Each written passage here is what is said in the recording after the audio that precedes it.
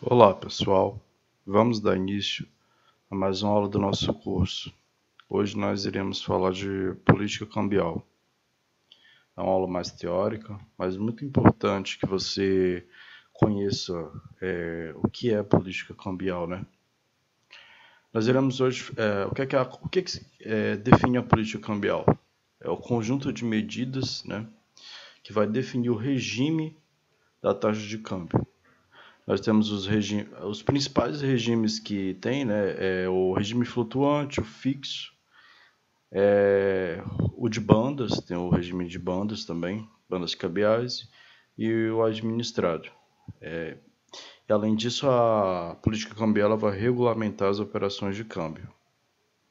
Bom, é essa política cambial que vai definir nossas relações financeiras com o resto do mundo, e as regras, né, de movimentação internacional de capitais e de moeda, e a gestão também das reservas internacionais. O que significa isso? A política cambial vai dizer como o dinheiro entra e sai do Brasil, por exemplo, e também como as nossas reservas internacionais elas têm que ser geridas. Para quem não sabe, as reservas internacionais é um mecanismo que dá credibilidade ao país, né? Digamos assim, que é um dinheiro que nós temos para garantir que num cenário de dificuldades nós teríamos condições de honrar nossos compromissos.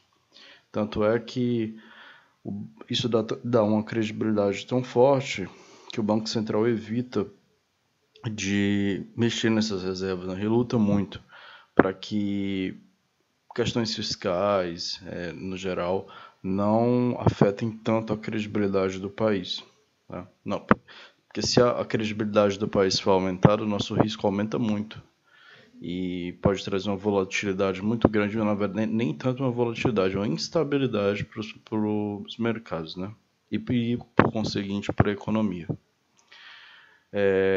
Lembrar que a política cambial, né, mesmo para quem não opera câmbio, não faz contratação de câmbio de exportação e importação, ela afeta a nossa vida diretamente. Por quê? Porque ela vai impactar na importação e exportação, né?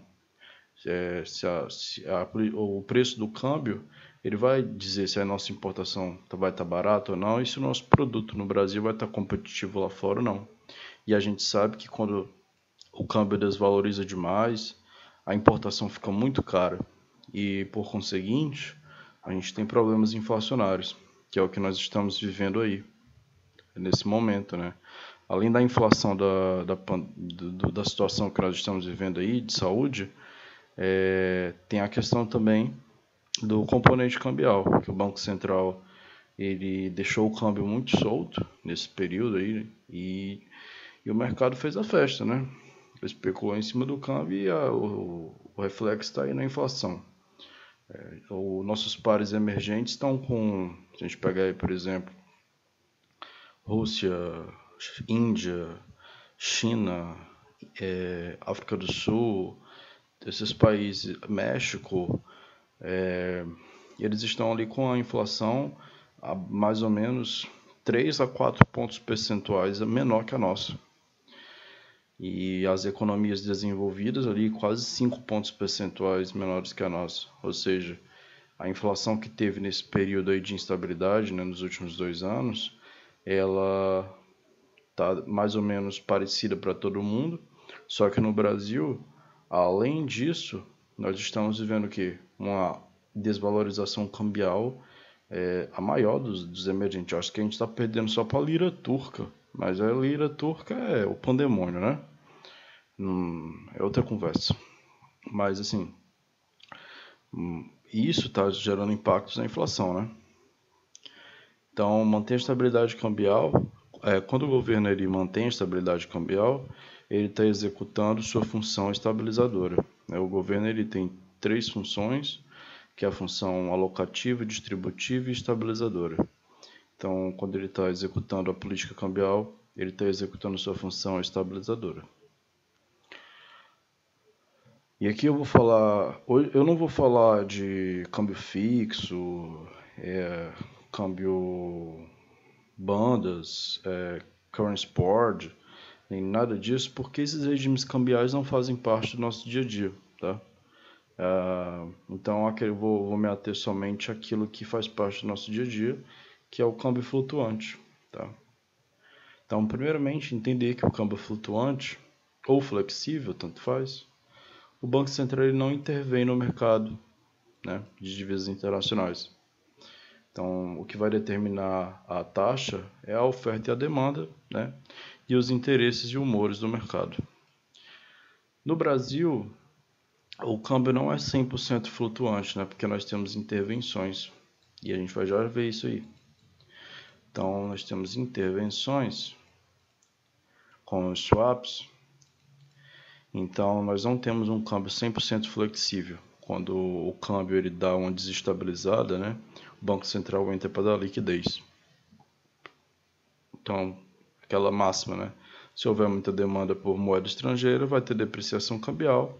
E o reverso, se tiver muita oferta, vai ter valorização.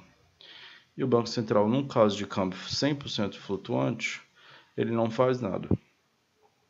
Para uma economia desenvolvida, Estados Unidos, olha, o bloco europeu, né, o franco suíço da vida, Japão, né, o ien, tudo bem você ter um câmbio flutuante, porque é uma economia desenvolvida, tem um fluxo de capitais absurdo, mobilidade de capitais absurda, mas o Brasil é uma economia muito pouco desenvolvida e com diversas restrições à mobilidade de capitais muitas vezes, e você se aventurar num câmbio 100% flutuante aqui no Brasil traria uma instabilidade econômica muito grande.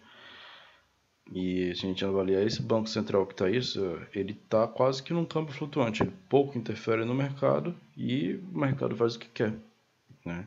E isso traz consequências bem amargas para a nossa economia, principalmente para a inflação. Boa parte do componente inflacionário é cambial nesse momento, né? O excedente, na verdade.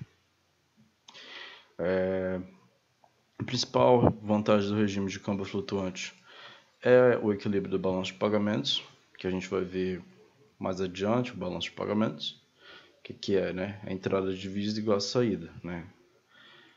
Porque o balanço de pagamentos ele tem que ser da zero, mas depois a gente vê isso aí.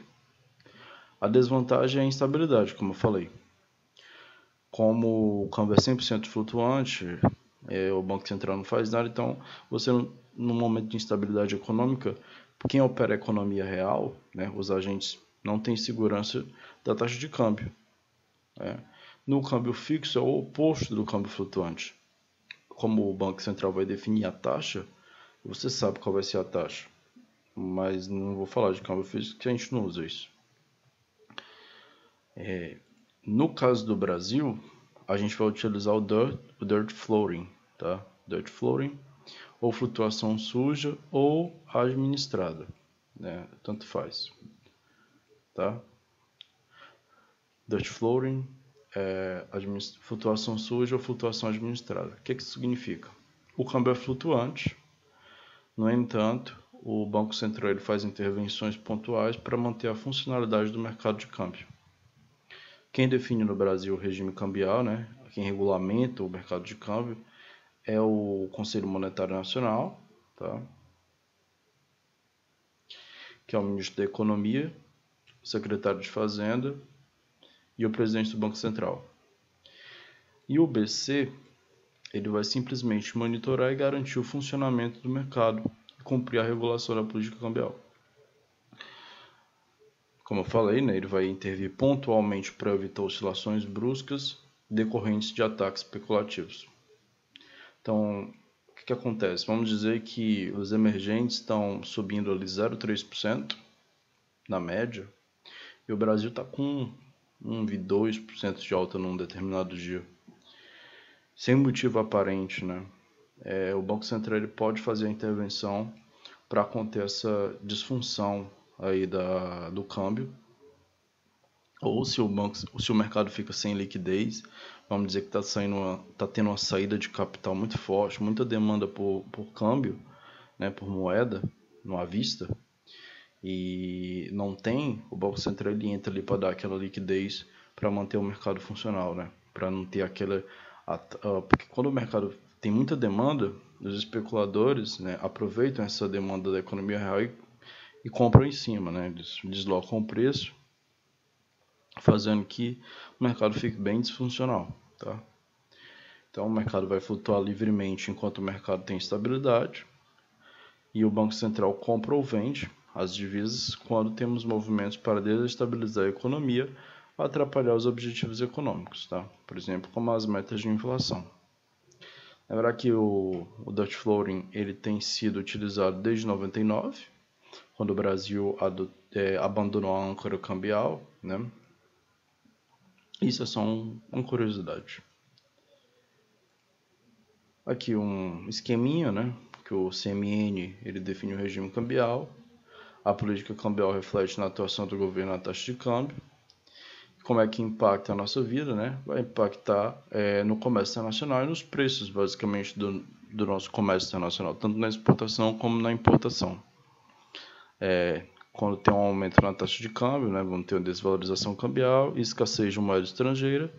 E quando tem uma desvalorização da taxa de câmbio, uma diminuição, na verdade, a gente tem valorização do real, né, e abundância de moeda estrangeira, maior número de oferta.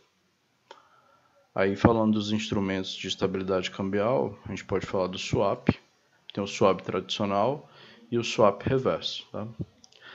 O swap, eu não vou falar dos aspectos técnicos do swap, porque isso não convém muito ao nosso dia a dia. A gente basta saber o que é o swap e pronto, né? Isso aqui é coisa só que opera isso é banco. Então, o swap cambial equivale, né? Equivale, não é uma venda, tá, gente?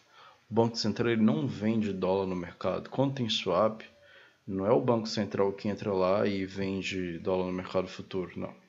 Isso aqui equivale a uma venda no mercado futuro, porque os players vão lá e fazem o hedge. Muitas vezes eles fazem tanto o hedge dessa posição do swap cambial, como também, por exemplo, a taxa que o Banco Central fecha para essa operação de swap, às vezes é um pouco menor que a taxa que está sendo feita naquele momento.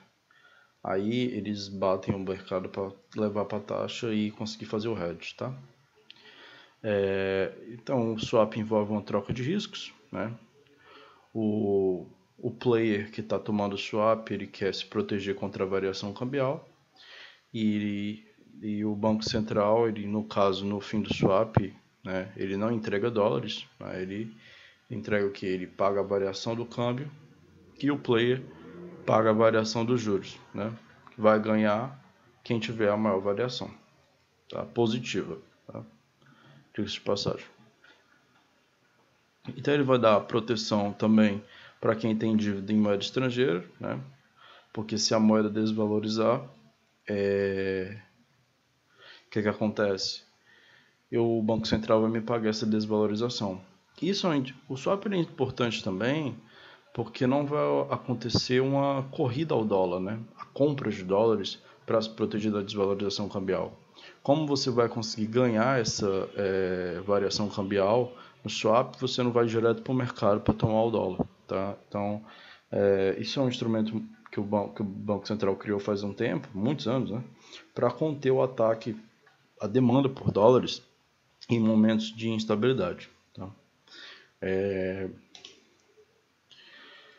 E aí, no caso, né, para o player se proteger, se travar, ele tem que ir no mercado futuro e fazer a operação reversa, né? Por exemplo, para poder fazer o hedge desse câmbio que ele fechou com o Banco Central, desse valor, tá?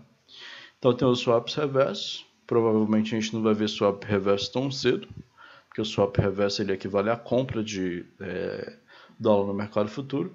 O último swap reverso foi feito no governo Dilma.